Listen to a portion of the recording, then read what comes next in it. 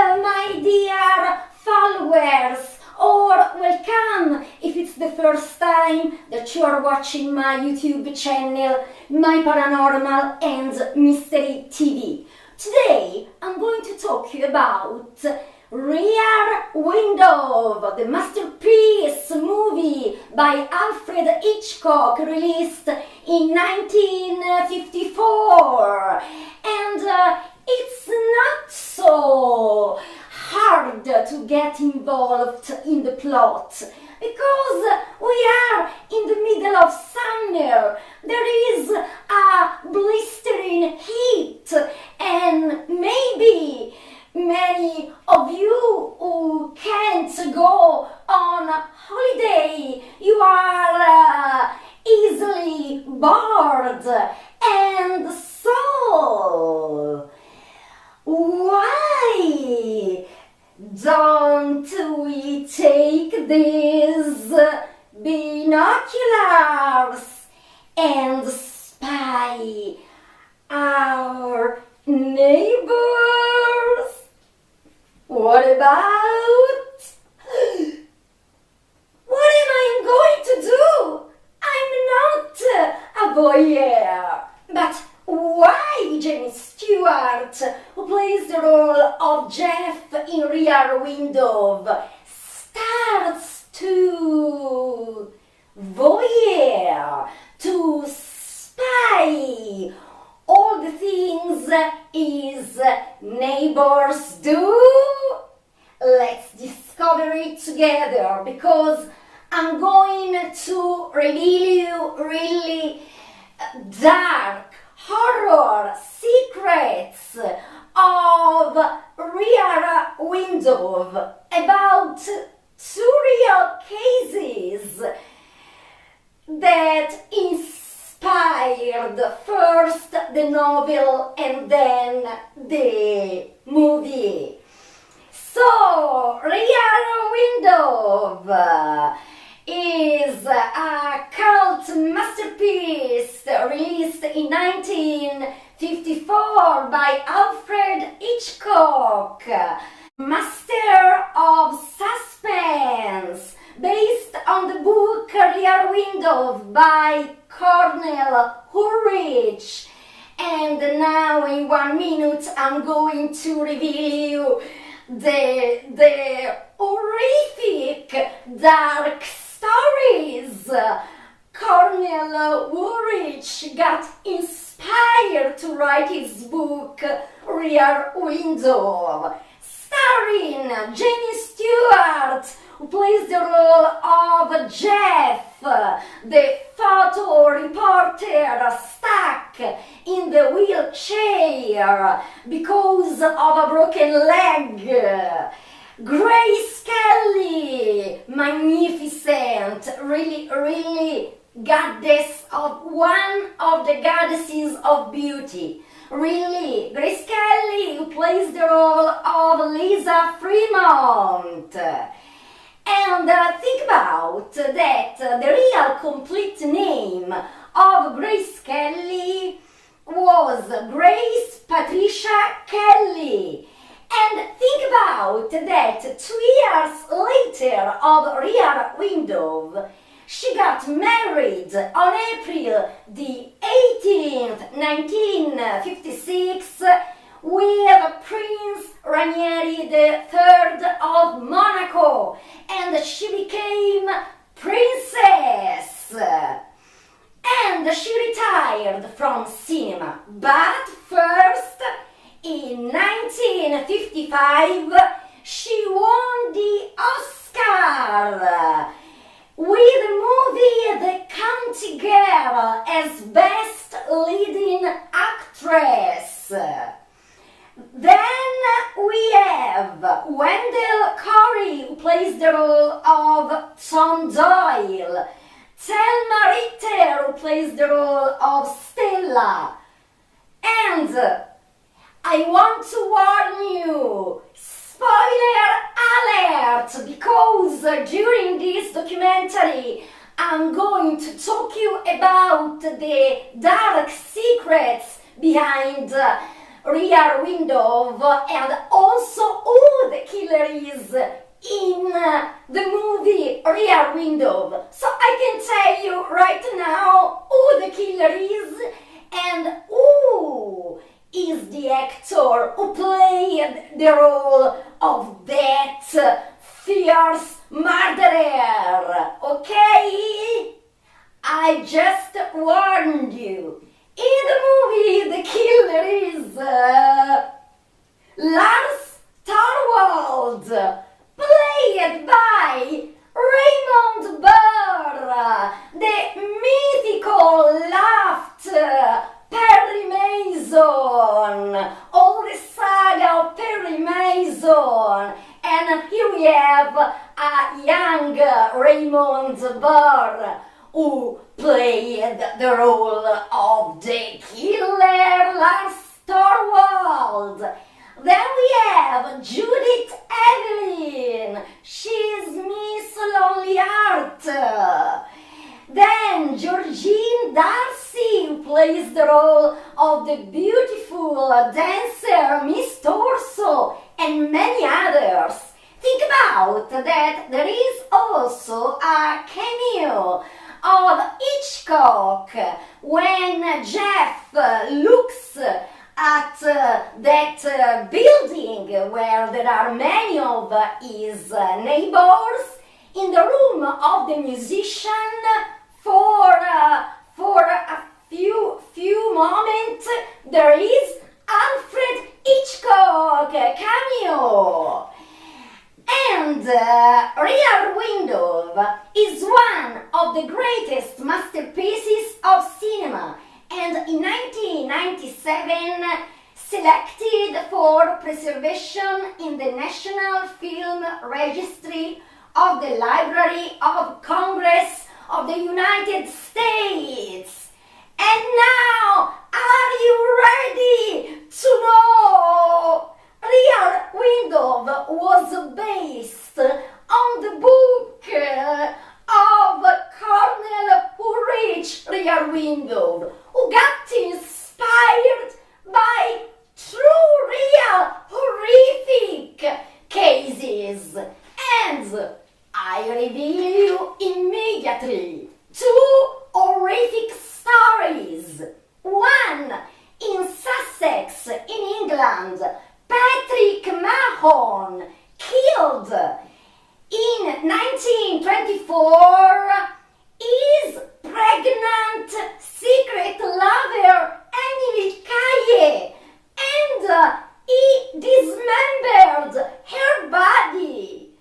And the other one, in 1910, Dr. Holly Harvey Crippen. He was American, but he lived in London. He poisoned his wife. He dismembered her body, and he told the police that his wife left for Los Angeles. Crippen became murder suspect when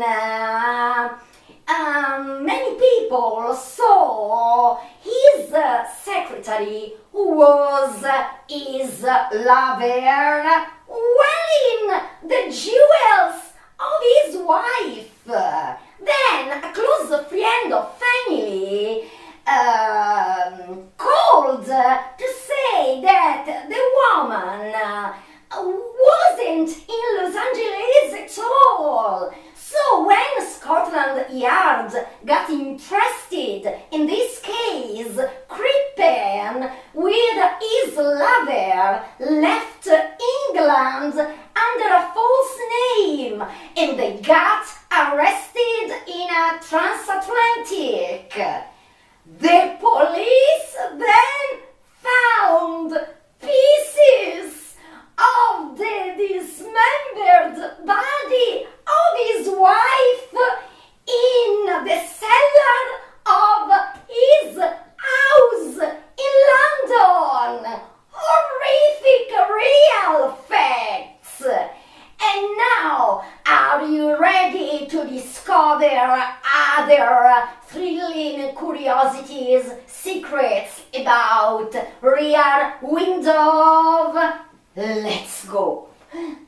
I don't touch binoculars.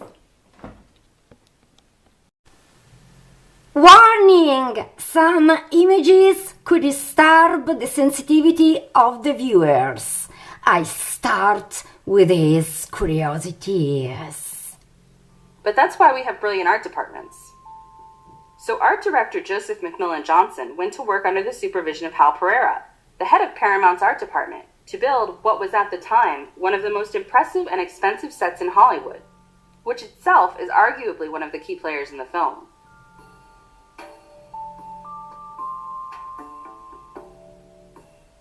After months of planning, construction started on the set of Paramount Studios Stage 18, also known as the Star Trek stage, one of the largest on the lot, on October 12th and lasted until November 13th, 1953, with Hitchcock acting as the construction superintendent.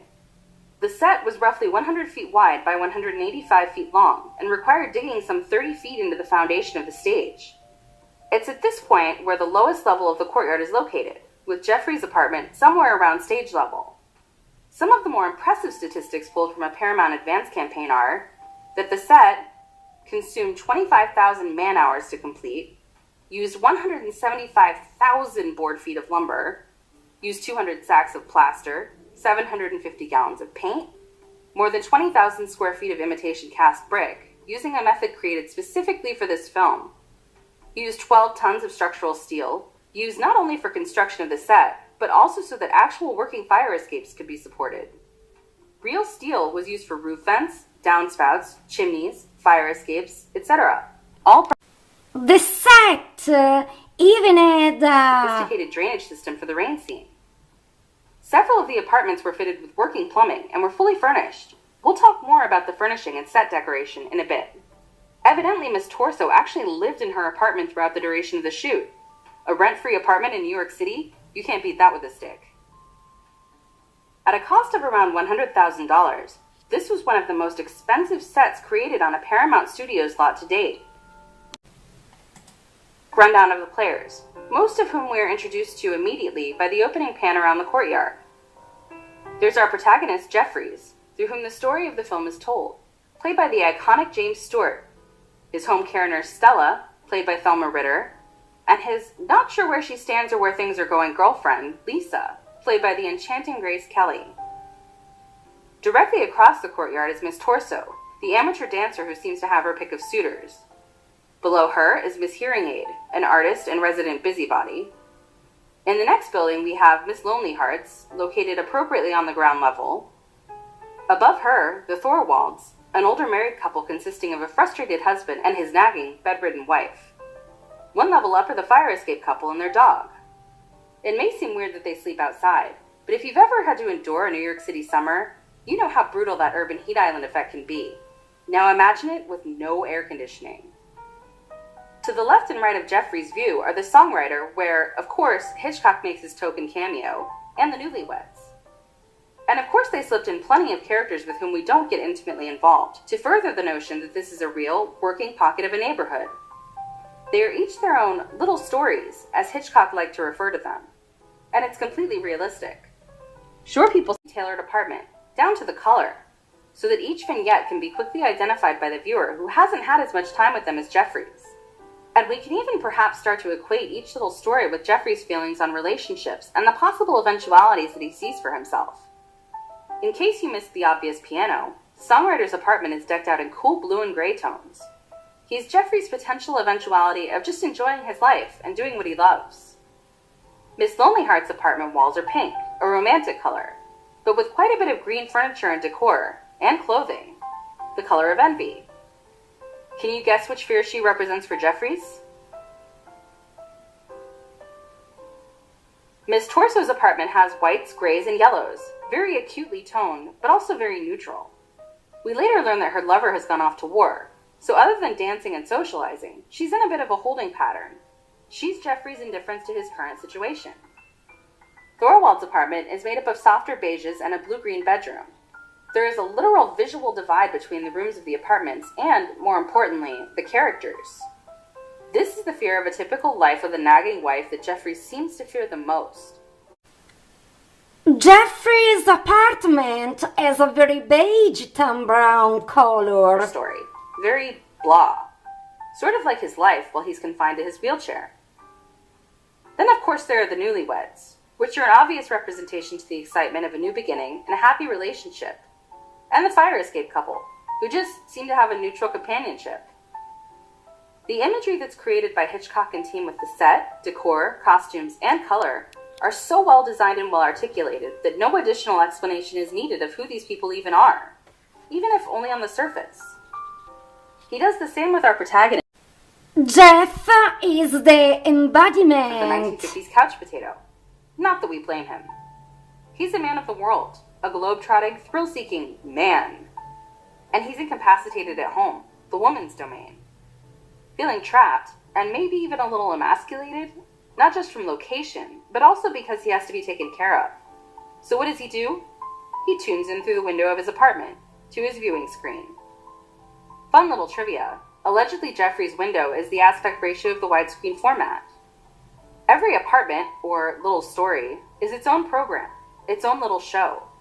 At any given time, he can peer out of the window and watch a comedy, a musical, drama, or even what becomes a mystery thriller. Conveniently, there is little depth to each of these apartments.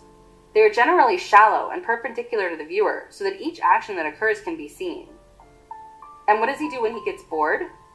He changes the channel and switches his gaze to another apartment, another story, like channel surfing. Much like Jeffrey's developed the Raymond Burr playing the role of the murderer through others. But we can only know so much from a distance. Everything is based upon assumption and context, a camera obscura of sorts. There are moments, however, when the separation between voyeur and subject is broken. When Jeffrey sends Thorwald a note to get him out of his apartment. When Lisa and Stella sneak down into the garden to dig up the dog, followed by Lisa then breaking into Thorwald's apartment. When Lisa shows off the ring on her finger that she's stolen, which clues Thorwald into the fact that he's been watched all this time. That chilling acknowledgement that the fourth wall behind which we, and Jeffries for that matter, thought we were protected, is gone. And boy, did he set himself up for one here. Rear Window takes place almost entirely in one room. That's right, folks. One room, 112 minutes of suspense. It's like the ultimate escape room, except Jimmy Stewart really actually can't escape. Speaking of, it was gargantuan. Paramount Studios constructed the entire Greenwich Village courtyard indoors. It included 31 apartments, real working drains, and even a lighting system to simulate different times of day. It's like a big fancy dollhouse. This was Grace Kelly, really gorgeous, magnificent, one of the most beautiful actresses of the world ever, really stunning beauty. Appears on screen, it's not just an entrance, it's an event. The camera lingers on her face in an extended close-up, almost as if Hitchcock is saying, look at her. No, really, look at her. It's 3 whole seconds of Grace Kelly being, well, graceful.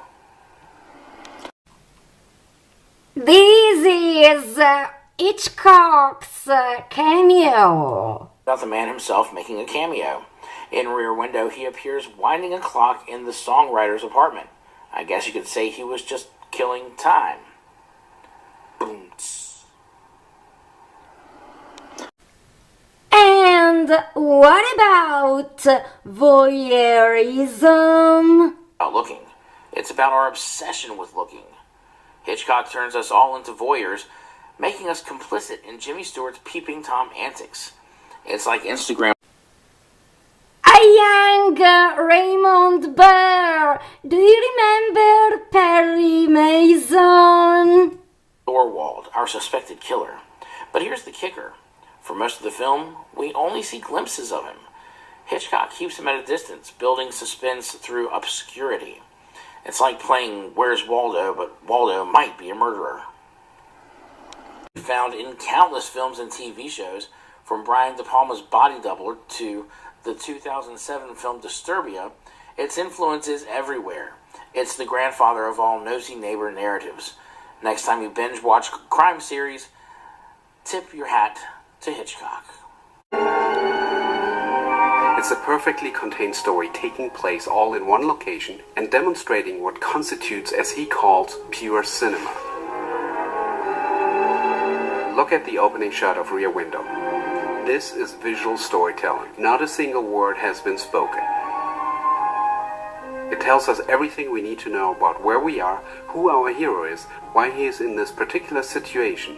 And because Hitchcock treats the camera as if it was the viewer's eyes, it engages us to use our curiosity to figure out ourselves what the story might be. Now you can also see Hitchcock himself speaking. He always prefers visual storytelling over dialogue. Partly because he directed nearly a dozen silent films. He never fully accepted synchronized sound cinema. To me, they're what I call photographs of people talking. Bears no relation to the art of the cinema. For him, dialogue is just another sound among all others, so he treats it just as that. Jeffries, congratulations, Jeff. For what? For getting rid of that cast. Who said I was getting rid of it? That's not to say that Hitchcock films have no dialogue. Quite the opposite. But the important information and subtext is still given to us through visuals. If you don't pull me out of this swamp of boredom, I'm going to do something drastic. Like what? Hitchcock puts the audience in the... Jeffries. With the exception of his fall towards the end of the movie, he stays in his apartment for every minute of screen time. And for the most part, the camera stays there with him. Other characters might leave the room, but at the end of the day, our protagonist is stuck with us in a small room. We get glimpses into other apartments, but we never actually enter them. This is the perfect setup for a film. It allows Hitchcock to show as much as he can, but still only show enough so that he can still create suspense. How many times have you been watching a suspenseful thriller or a horror movie and would have looked somewhere where the protagonist hasn't? Well, in this, the protagonist is limited in movement, just like the audience. In most movies, the protagonist can get up and do whatever they want to do. But in this, Jeffries is stationary, just like the audience. He can only sit there and watch. This creates a very interesting parallel between the audience and the main character. Essentially, we as the audience watch two things. First, we see what Jeffries sees, everyone else. We make up our own opinions about them, which are, admittedly, heavily influenced by Hitchcock and what he wants us to see and believe. But the way that he's able to influence us is the second thing that he shows us, which is the activity within Jeffries' apartment. If this movie was just a documentation of the lives of others around the area, it would take on a whole new meaning. Everyone who watches this movie would have different interpretations of what is happening. So we need to have a guide, someone to take us through this world and tell the audience what to believe. But despite having that guide, people are still going to make assumptions for themselves. They aren't going to believe everything that is told to them. We flat out see Thorwald and a woman leave his apartment. The audience needs to be able to question the sanity of Jeffries. That is what Hitchcock encourages. The audience to constantly go back and forth with itself to try and figure out if Thorwald actually murdered his wife. Let's take a closer look at one. Jeff thinks that Lisa is too perfect for him. He thinks that she is too perfect for him. But despite that, they make one another happy, and they want to be together. Miss Lonely Heart shows Jeffries what happens when you reject others for too long. As he matures into his older age, he was comfortable with settling down alone. But people need the companionship of others to be able to survive. He needs to have someone in his life, or else he could end up like Miss Lonely Heart, forever unhappy. At the center of this movie is the relationship between Jeffries and Lisa, and seeing Miss Lonely Heart shows the importance of having someone else in your life. Finally, the piano player tries to achieve perfection. He plays the same song over and over again, trying to get it right, but never being able to do so. This ultimately shows that there is no real perfection in life. There are always going to be small flaws in everything. Early on, Jeffrey says that Lisa is too perfect. She's too perfect. And yet, after watching all of his neighbors, he learns that there is no such thing as perfection. just things that make you happy and things that don't, and to always choose the things that are going to make you happy.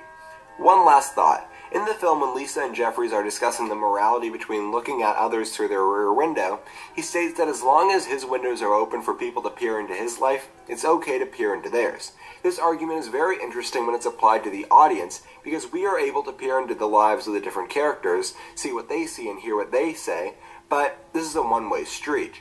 Or maybe it isn't. Remember when we saw Alfred Hitchcock in The Other Apartment? It appears that this is a one-way street. We see him, but he doesn't see us. But he does more than see us.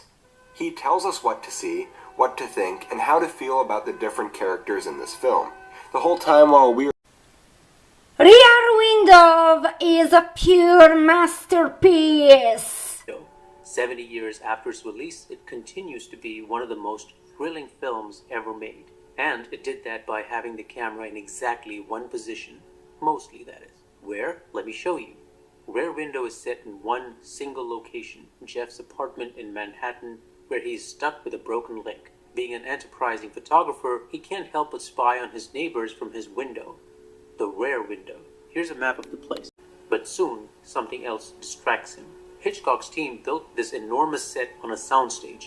The courtyard and all the neighboring apartments were constructed to be fully functional, complete with working lights, furniture, and even running water. It was designed specifically to be viewed from Jeff's apartment window, making the camera's fixed position crucial to the storytelling. Most of the time, the audience sees everything from the viewpoint of someone looking out the rear window. When the camera shifts to show Jeff, his girlfriend Lisa, or Nurse Stella inside the apartment, it feels like we're still at the window, but now looking inside instead of out. Why did Hitchcock choose to shoot the entire film from one position? Hitchcock wanted the audience to feel like they were in Jeff's place, bound to his wheelchair, watching events unfold from his perspective. By keeping the camera in Jeff's apartment, Hitchcock ensures that we only see what Jeff sees.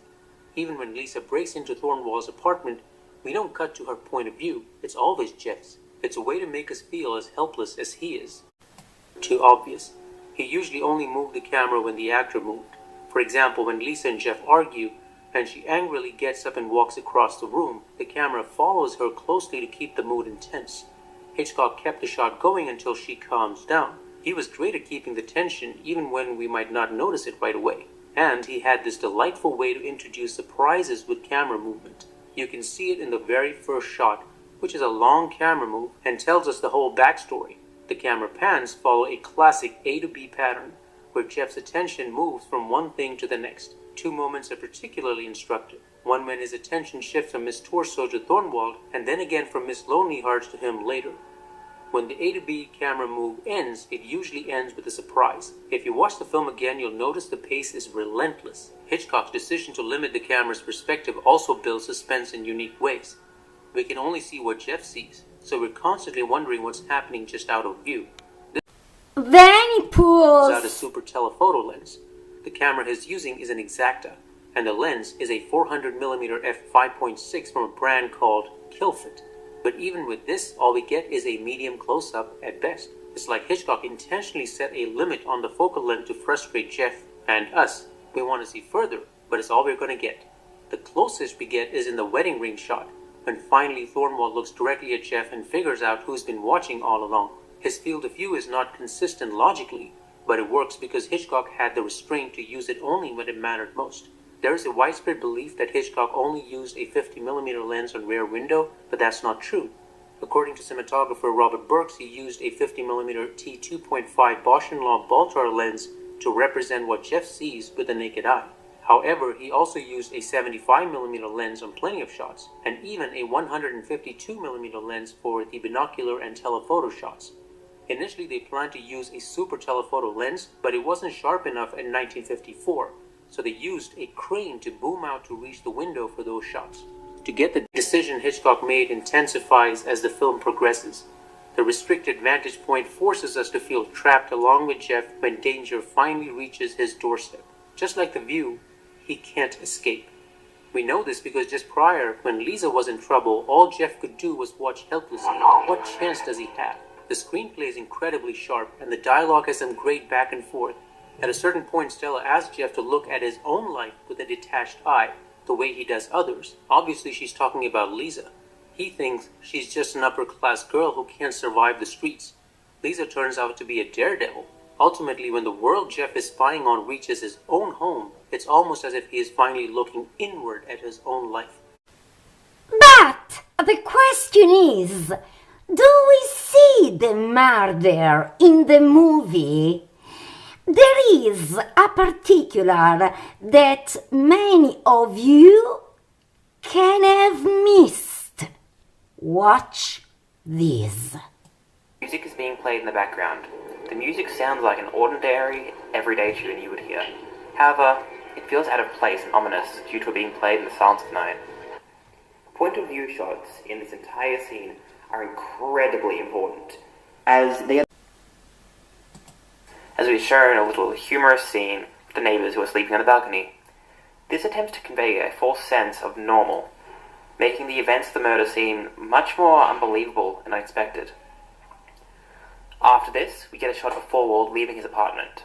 He exits his room, which is strangely bright, but the windows are covered. Because of the light in the covered apartment, the audience believes that something is wrong, and there's a reason for it being covered.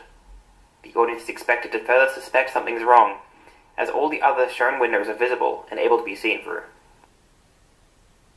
The audience watches Forward from Jeffrey's perspective as he travels down the street. This is important, as it makes the audience only have the information Jeffries has, keeping them in check with the character of Jeffries, making them form their own opinions of the event. The path leading to the street is intentionally dark, while the road is kept brightly lit. The darkness of the alley is intentionally used to create the sense of mystery, as Forward walks by the darkened alley into the light of the street and then out of sight. The music at this point picks up, increasing But then, what happened? in the movie. This scene goes to the next scene, and we see a shot of the clock from Jeffrey's point of view.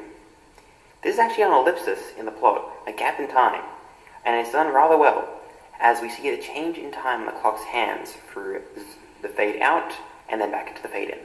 We're still seeing from Jeffrey's perspective, and as again, the same effects as last time are still present, except the cue of thunder replaces the music as he crosses the street and goes out of sight.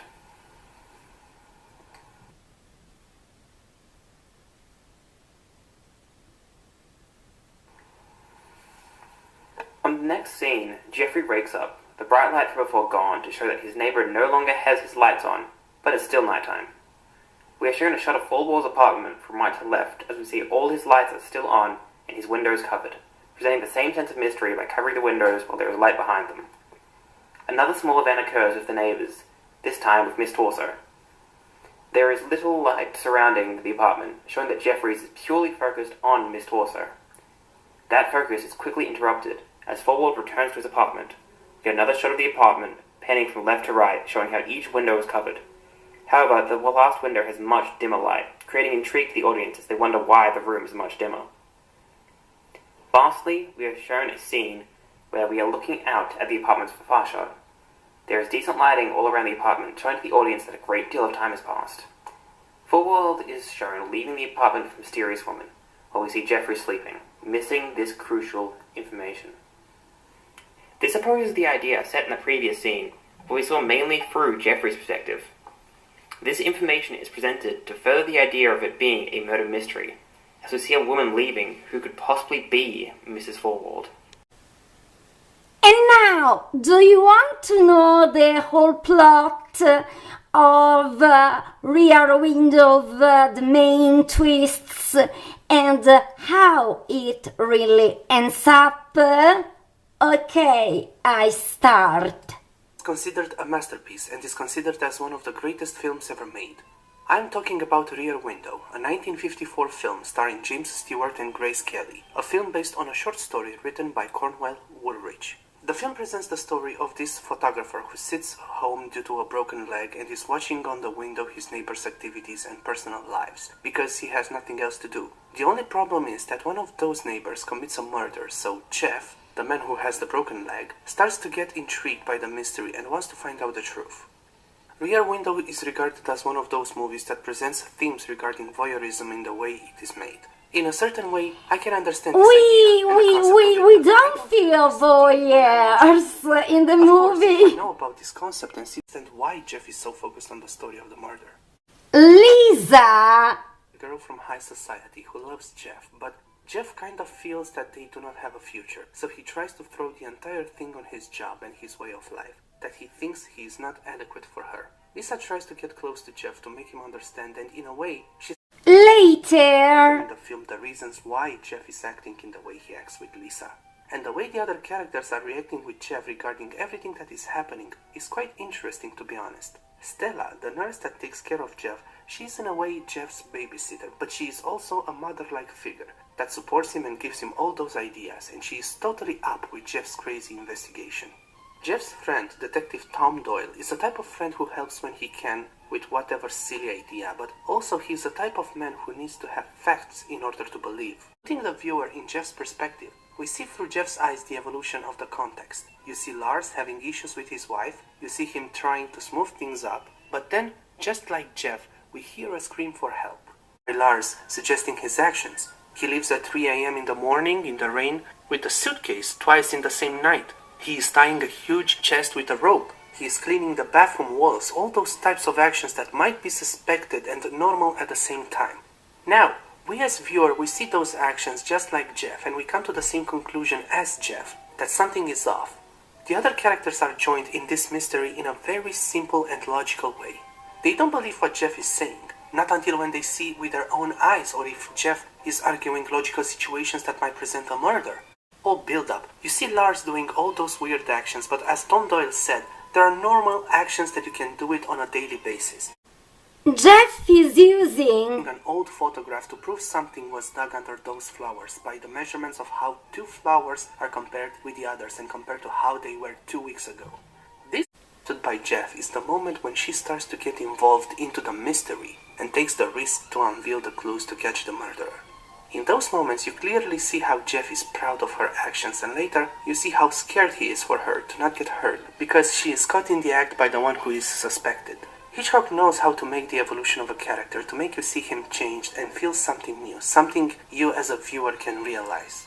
Honestly, the other proof that Lars could have murdered his wife is which is the most important piece of the puzzle. Well, actually the whole purse of jewelry. The whole idea that Lars's wife has left upstate without the wedding ring or without the purse of jewelry presents a question mark not only for Lisa and Stella, but also it could be a clue for Tom. So having the ring being the clue that and now just Lisa's gesture you're going to watch make Lars understand that he's spied. Look. Lars wasn't paying attention to Lisa's sign. I think I am paying attention to the clues more than to the Lars's reactions to the whole situation. And you know, Jeff before had tried to have an interaction with the murderer, sending him a letter. Lars, the way the connection is made between them, you can probably say that is wrong because, after all, Jeff invaded Lars's privacy, and Jeff is the one who tries to find out what really happened. But how Jeff is starting to discover more and more things about the context is making him to understand Lars and his actions, thus kind of putting Lars with the back to the wall. The two of them don't interact with each other the whole film, only at the end the interaction is made, and it is made to see how desperate Lars is to be left alone, to see how panicked Lars is that he is discovered. And the desperate act to get rid of Jeff is presented as this murder attempt that now everyone knows about it. Is made in a way to understand that Lars does not have an escape route. He is caught in the act, thus defining his character as one who acts on impulse. Even though all those meticulous preparations were made to escape easily, he will not escape because his main enemy is himself, his impulsive behavior. How does it end? Fortunately, police arrives and arrest Lars, but Jeff fell down, and even if he didn't break his head, now he has both the 2 legs broken, so the summer without blistering it is completely ruined. But thanks to his intuition, Lars got arrested, and with him there is the woman who is too perfect for him, but she stays with him because she loves him. Look, and she wants him. When he falls asleep, she reads magazines. So, I want to thank you so much, my followers, friends, for your love and support from the bottom of my heart. See you soon. Stay tuned.